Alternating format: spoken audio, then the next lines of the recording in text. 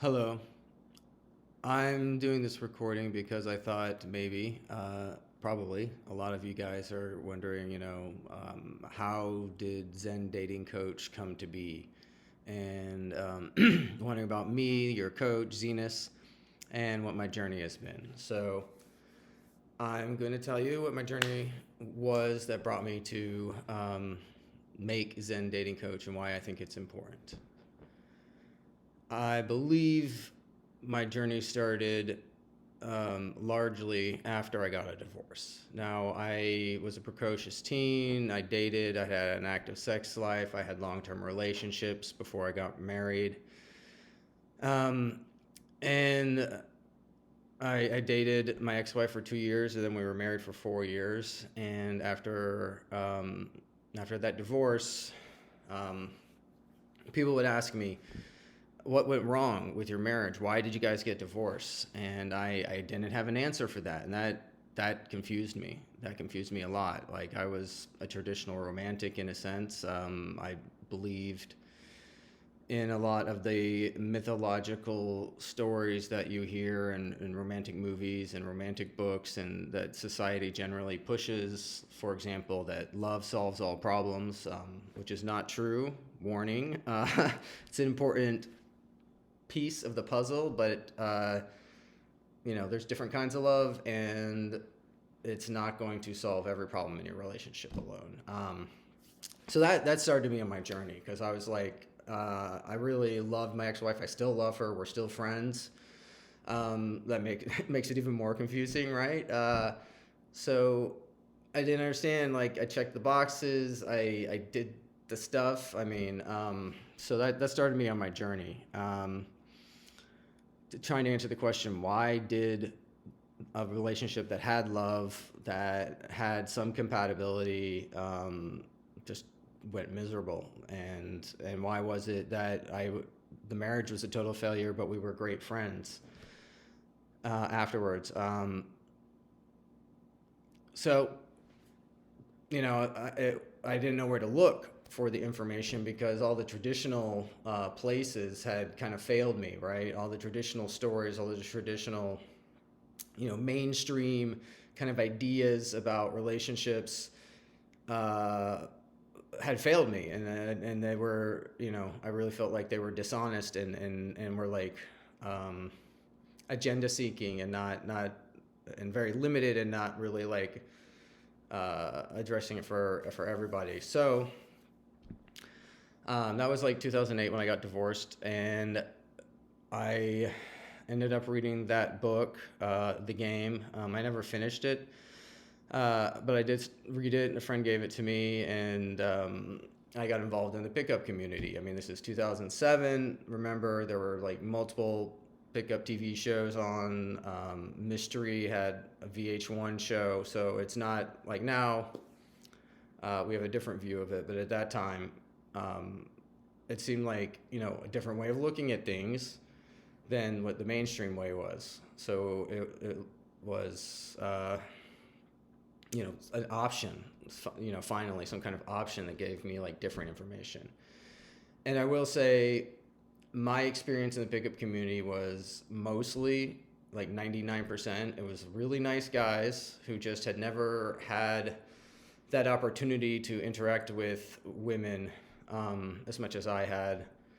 It was mostly like people coming from a religious background, or people who maybe were kind of nerdy in high school, or got bullied in high school, or didn't fit in. And they just never really had that opportunity to learn how to date, or to interact with women. So I felt like it was a positive community and not a manipulative community. And there were a lot of practical things that I learned there that I'm going to be teaching in my course. There are really practical concepts that can be applied to dating, to learning social intelligence, and these types of things. So there was a lot of value in that. And additionally, at the same time, I did finally find like people in the psychological field that books I could read gave me really more practical, direct information. Like Helen Fisher and her personality types was a breakthrough one for me, or Sperm Wars, or the Red Queen, that really got onto our subconscious reproductive agenda. That's once again subconscious, so you don't know what's going on, but it's part of it. So, anyways, I'm reading a lot, like both in the pickup field, outside the pickup field, psychology. I'm going out, dating, trying to improve how I interact with women, and I did this for 12 years. I coached people. 12 years? Was it 12 years? 10 years? I don't know, something like that. Coaching people, learning from people, and yeah, eventually I did have to break away from the pickup community. I realized that, most of the people that I was interacting with on a personal level were, as I described, like kind people just trying to find good relationships. There were people out there practicing the dark arts, and there were certain things that were common themes that I found unethical. And I had a crisis in ethics. And what I realized is